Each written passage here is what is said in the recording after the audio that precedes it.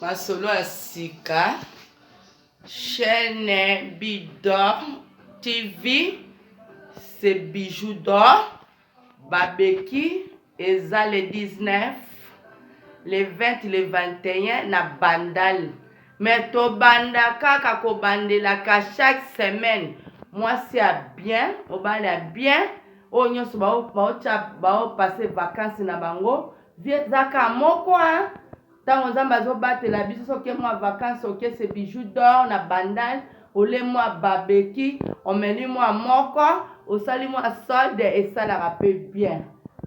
antuka ngai nde moto naotolakisa bino biloko na lambi wana antuka mwana nga Bijou d'or ana Allemagne mama leki nao mado spaghetti nana nga sikoyo na palais nazosalaka publicité chaîne wana bosabone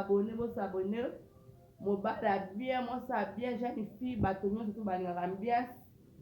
chaîne wana chez Bijou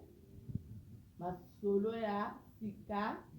tosabone tokutana na Kinshasa nga pe mado spaghetti nakozala magena na nga na ndaku na palais yango naoloba mado spaghetti mpe akozala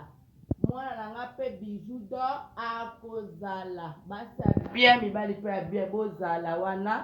tosepela bien yango ezaka moko bon vacances na kine c'est Bijou d'or mama motema boboto mwasi malamu asololaka bien mado spaghetti mpe mama leki na ye akozala bizu